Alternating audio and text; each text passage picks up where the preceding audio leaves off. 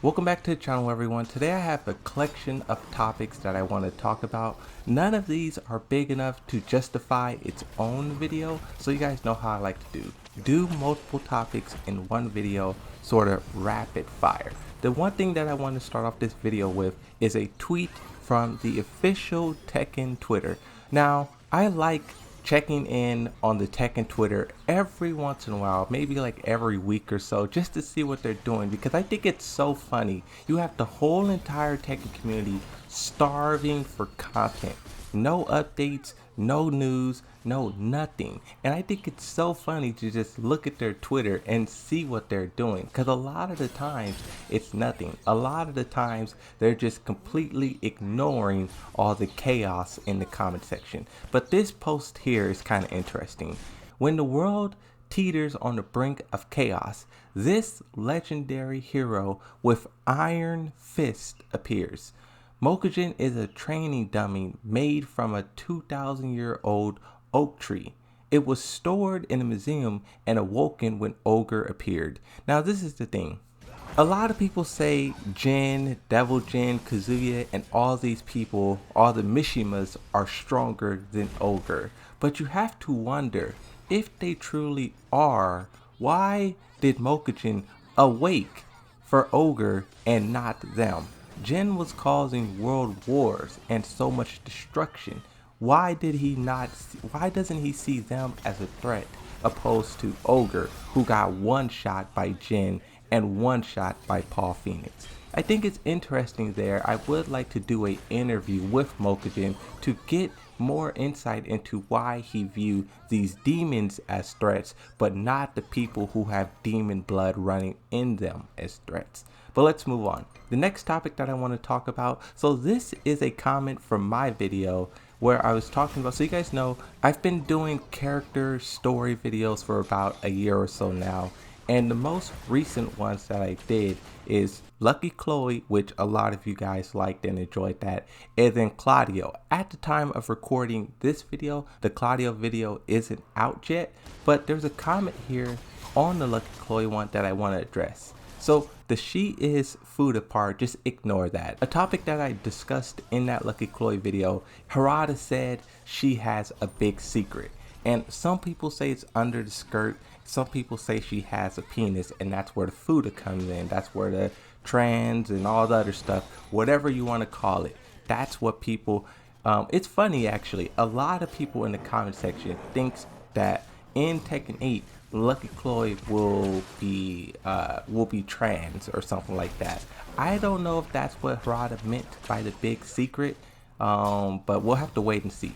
But the second part of this comment, also, Claudio beats up Xiaoyu and wants her for his anti-devil plans, and nobody complains. So this part here is referring to very early on in the Lucky Chloe video. I talked about how Lucky Chloe beats up Eddie, and the whole Tekken community does not like that. They say if the roles were reversed, if Eddie was beating up Lucky Chloe, then you would have Twitter on fire. But Lucky Chloe beats up Eddie. They have circus music playing in the background, and it's supposed to be funny. We're supposed to laugh. This comment is kind of saying the Tekken community is hypocrites, because you have Claudio beating up Xiaoyu and no one says anything about that. But the reason why I think that is because, one, when Lucky Chloe beats up Claudio, it's shown to us in a cutscene. We can see the torment, the agony. At the end of it, he screams no. We can see the fight. But with Lucky Chloe or with Xiaoyu and Claudio, we don't see anything. You literally cut to them standing face to face, and then depending on which ending you get, Xiaoyu will be kneeling on one knee or Claudio will be kneeling on one knee. I think it would be very different if they showed us a cutscene of Claudio beating up Xiaoyu, and that really would show Claudio as this evil figure, because a lot of people, including myself, I glorify Claudio. I talk about him as if he's like the savior of Tekken. But if it was shown to us that he was like basically abusing Xiaoyu, I think the Tekken community would feel a little bit differently about that. But the thing is, presentation is very important. How you show someone something or how you tell someone something has a big impact on how they react. Like, you show someone visually being beat up versus just saying that it happens. That's the distinction that I think, but I can't speak for the whole Tekken community. Maybe some of you guys are hypocrites, but in my opinion, that's where I think the distinction comes in at. The next thing that I want to talk about, this is also a comment pulled from one of my videos. The topic of that video, will Tekken 8 be a reboot? But the video mostly was focused on the worst thing that happened in Tekken 7. And of course, when you're talking about bad things in Tekken 7, you got to talk about the DLC, you got to talk about the 2D characters, and you got to talk about the netcode. Now, this person is defending 2D characters, and I think their defense is very, very funny. And mind you, every single time I talk about 2D characters, the comment section is just atrocious. So put on your yellow hazmat suits before you go down there, because it's definitely going to be a brawl. Someone says, I don't know what really is the problem with 2D besides being unbalanced. I mean, is another matchup, another gameplay, another tools just Tekken purists crying? Now this is so funny to me. Just Tekken purists crying. What are they crying about? 2D characters being unbalanced. It's like, bro, what is a fight? Like, it's crazy. You have some people who will call other members of the community a purist for wanting the game to be balanced. This is how far people go to defend the developers and their egregious DLC. They will call you a purist for wanting the game to be balanced. That's like if you're playing basketball and you have 5 people on your team and they have 6 people on their team, and you're like, wait, that's not fair, that's unbalanced, 5 versus 6. And then the 6 players, they start calling you a purist for wanting the game to be balanced. Spit a rap for me. Spit a rap? Dude, I said it was AMP versus OTF. It's all 5 of y'all plus the ref. Oh! But at the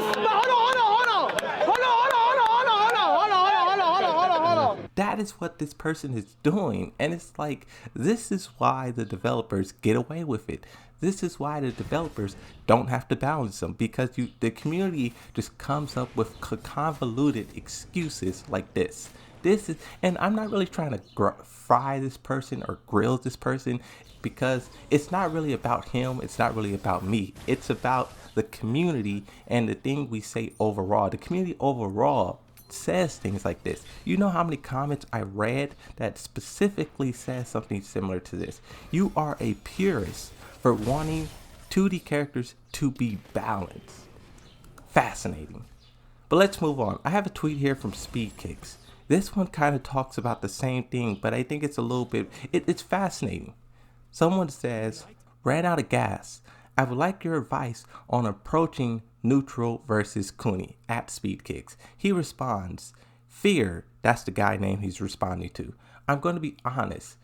Reason I picked that character is because there is no decent approach to fighting her without a DLC character. She exemplifies Tekken's design problem.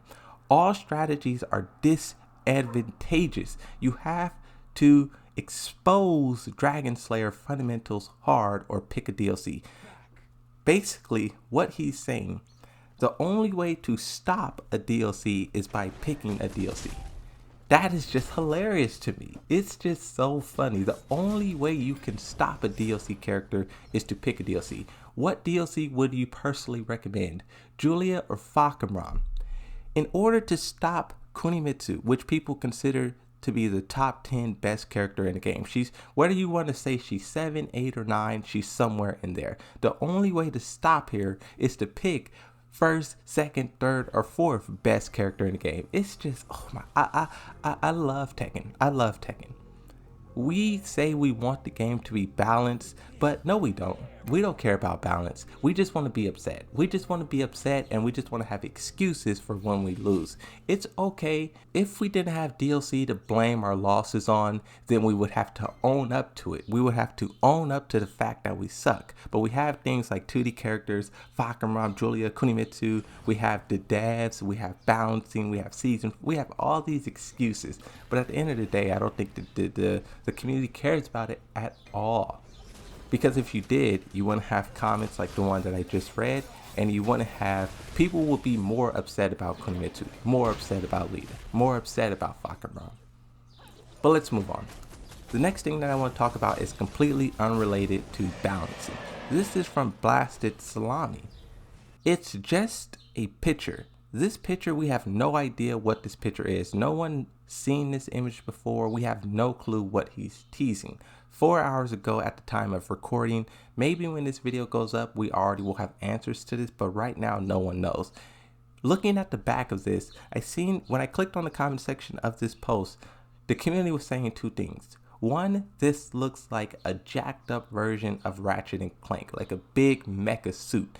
But then the other side, people were saying this looks like Mecha Heihachi, and they were wondering if Blasted Salami somehow got his hands on Mecha Heihachi concept art or whatever, and this is how he's gonna look in Tekken 8. Now, I am personally for Mecha Heihachi. If they decide to put Heihachi in Tekken 8 as DLC or base roster or whatever, I think they shouldn't. I think Mecha Heihachi should be the continuation of his story, not for the eternity. Like in Tekken 9, Heihachi can come back, but I think for a brief moment, just to freshen up the character and do something different, unique, not to be repetitive, I think Mecha Heihachi is the way to go. I think Mecha Heihachi is so cool. But I'll leave it up to you guys. What do you think that is? What do you think Blasted Salami is hinting at? I don't think it's anything that has to do with Ratchet and Clank, because he's an FGC channel. It doesn't make sense for him to do that. I don't know if it's Mecha Heihachi. It would be really cool, but I think there would be a lot more questions than answers. How did he get it? What does it mean? Is it scrapped? Is it canceled? Tekken 8? What does it mean? You know? The second to last thing that I want to talk about in this video. When I was on Twitter, I seen a post from Tyler B. It only has 5 likes, but I think it makes a really good point. It says, happy 1-year anniversary of Harada saying Tekken 7 has gone on long enough.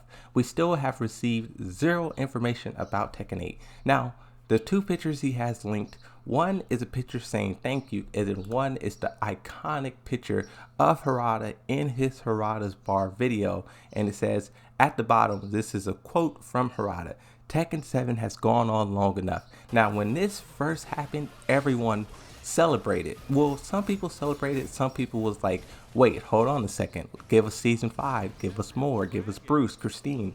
There was a lot of mixed emotions there, but I think what really stands out about this, in my opinion, 1 whole year has passed and nothing has happened. And that's kind of why I was saying they should do season 5, is because if you don't do season 5 and if you don't fix the game, everyone's just going to suffer for a whole entire year. And what happened? Everyone suffered, they begged, they cried, it was just agony for a whole year, and we still have no clue what's coming next. That is why I was saying they should do something, because they should keep the hype, they should keep the momentum, they should keep the excitement alive. But instead, you had misery and suffering for a whole year. Just to show you what I mean, Tekken Gamer tweeted out two tweets. The first one says, Tekken 7 needs 1 last major balance patch. I agree. Stricter anti-cheat measures. I agree. Online improvements. I agree. Do you agree? If the game is at the end of its life cycle, we need these last few things to ride out into the sunset. Now, of course, everyone showed up saying, no, we need Tekken 8, we need this, we need that. But my argument is, yes, we do want Tekken 8. But in hindsight, like 5 years from now, you won't be able to go back and play Tekken 7. Tekken 7 is going to be unplayable. Like from time to time, I'll boot up Tekken Tag Tournament 2 and I'll ride that nostalgia train for a little bit. But Tekken 7, you're not going to do that. There's going to be cheaters everywhere. There's going to be horrible netcode, and the balancing is going to be atrocious. When you play Tekken 7 5 years from now, you're going to think, God, I remember why this game sucked. I remembered why this game was bad. You're not going to think, oh, this game is so cool, and I remember this is, I know why this rebooted the franchise. I know why this reinvigorated the whole FGC community. You're not going to have that opinion. Tekken Gamer responds to all that criticism. Some of you aren't thinking. Yes, we want Tekken 8, but even when it's announced, it won't come out immediately. You will still have to play Tekken 7 until then. That's what some people don't understand. That is why I've always been a supporter of Season 5, is because even if Tekken 8 is announced tomorrow, at Combo Breaker, whatever, we still will have to wait possibly a year. And it's still going to be a year of Tekken 7. That's my point. But like some people, you can't change their mind. You know what I mean? Like you can only talk to the ones who are reasonable, who are open to discussion. The same thing goes back to the 2D characters, to the DLC, to all of it. It all cycles into one another. And I think we just have to be more vigilant in Tekken 8. Like I said this in the past video, and I'm really glad that I did. Tekken 7, we learned so much. But in Tekken 8, how will we apply that knowledge? It's going to be useless if we don't. If we don't apply balancing, broken characters, all these shady decisions, paying for DLC, paying for frame data. If we don't be wary of these things in Tekken 8, it's going to repeat itself. If you do not learn history, it's bound to repeat itself, right? But that's it. That's everything that I really want to talk about in this video. Just a bunch of topics, rapid fire, rapid succession. And I do think we are approaching Tekken 8. I do think it's coming sooner than later, but it's been torturous, this grind up until then. But that's it. Hopefully you enjoyed this video, and I'll see you all next time. Bye bye.